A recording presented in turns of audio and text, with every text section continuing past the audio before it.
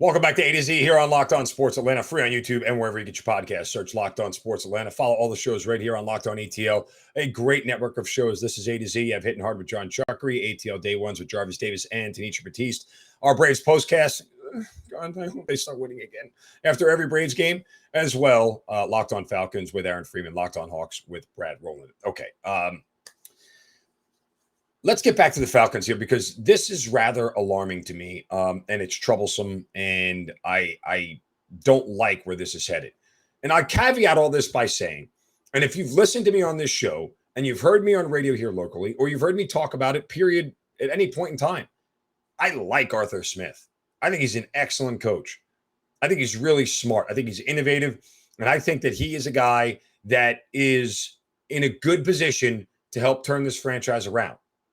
That all said, when you take a stance in the offseason about and note out loud to the public about the expectations that you have, and you have to defend not tanking, and you have to defend the fact that people have low expectations of you, and you have to defend the fact that, nobody thinks that you're going to be any good, and you do that repeatedly, and you talk about the level of confidence you have and that we're going to do this and we're going to do that, and we are going to be a team that is going to surprise people. And it's not necessarily like you said that, but just, hey, we know what we're doing here, and we're just going to stick to it, and that's going to work for us.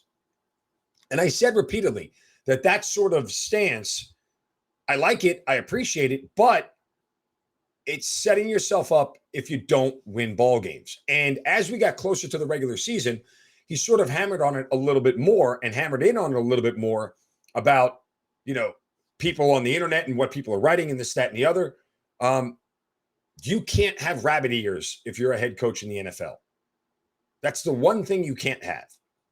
And Arthur Smith, after the game, showed that he has rabbit ears, and it's a problem. And he is now, after this game, and I'm going to let you listen to it in a moment, that after this game has now made the media the antagonist and him and his team the protagonist here, and setting up a very adversarial relationship.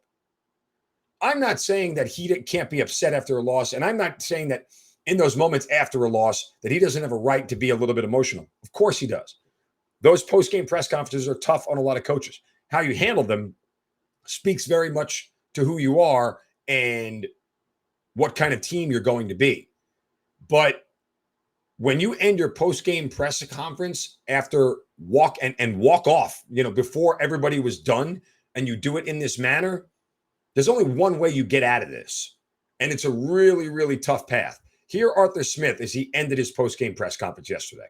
So write whatever y'all want. The same guys that you guys ranked us 45th, you buried us in May. Bury us again. We don't care. We'll get back to work. Thank you. Okay, here's the problem, Arthur Smith. You need to explain to me and everybody else, what does a ranking in May and, quote, burying this team and ranking you 45th and having no expectations and writing bad things about this team have to do with the fact that you gave up 213 yards and 17 points and blew a 16-point lead in the fourth quarter of a football game? It has nothing to do with it. And you can't make it have something to do with it. And oh, by the way, for the record, I don't think anybody in this town has buried this team.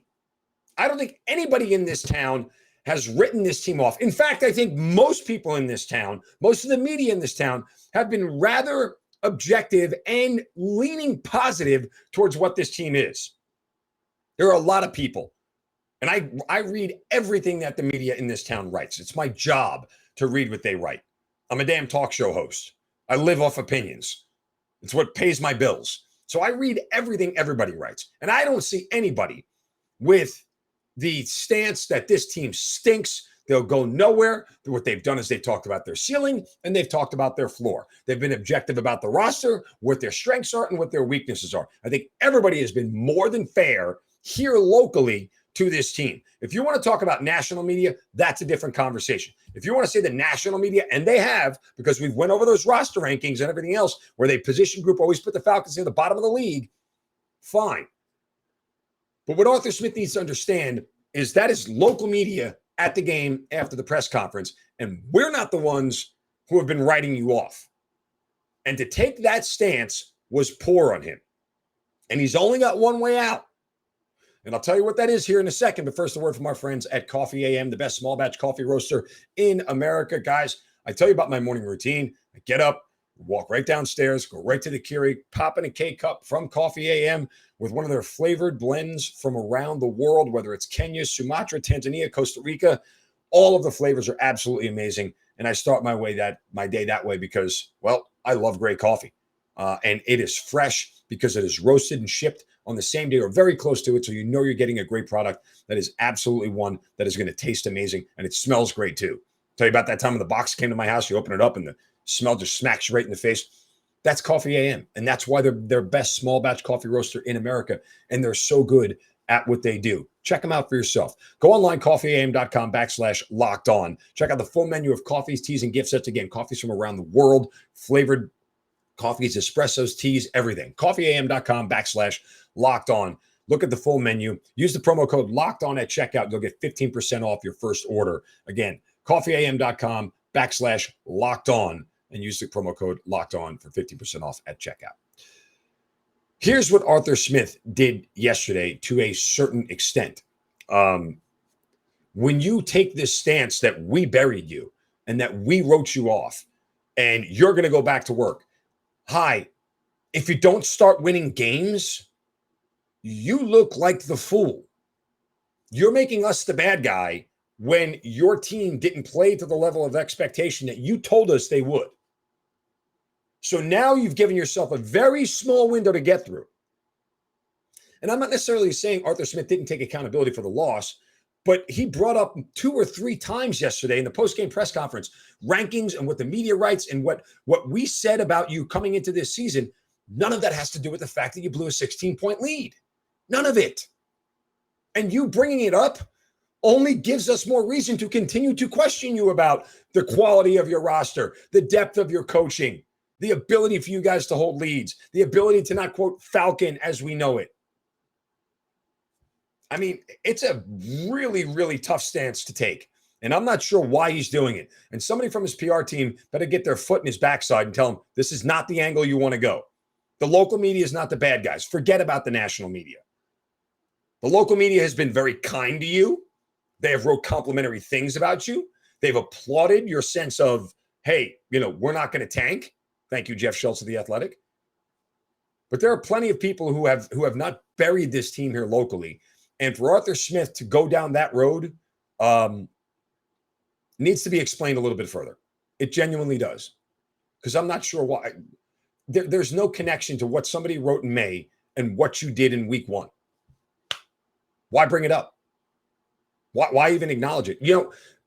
I am all for coaches who make mental notes of what people say and make mental notes of what's written and make mental notes of how they framed this team. And you know what you do with those mental notes? Because I watched this. I watched this happen. And it was perfectly executed by John Harbaugh when I covered the Ravens. He took every mental note that somebody wrote about the Ravens not being able to get over the hump, not being able to beat the Patriots, not being able to beat the Steelers, right? And not being as good as they are and kept falling short for his first 4 years. And you know when he waited to bring it out? After he won a Super Bowl. You know when he waited to bring it out? When he got to the top of the mountain. You know when he waited to tell everybody that he was right and you were wrong? After it actually happened. You get one chance to do that. You get one chance to stick it back in the people's face and the media's face about what they wrote about you and what they said about you and how they were wrong.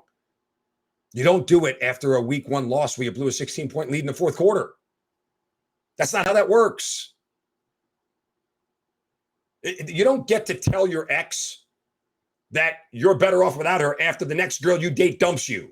It doesn't work that way. You have to get into another successful relationship.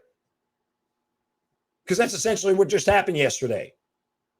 It's a really, really strange stance and a really tough pivot for me to wrap my arms around. Again, and I say all this and I caveat it with, I like Arthur Smith. I think he is really, really, really good at what he does. But the way he handled the media is pretty much a swing and a miss yesterday. And it's got to get better fast. got to get better by winning games, but he also has to be better about how he handles losses. Speaking of swinging and missing, Braves. Anybody starting to feel the pressure with 2 weeks left? We'll discuss it next right here. A to Z, Locked On Sports Atlanta, free on YouTube and wherever you get your podcast.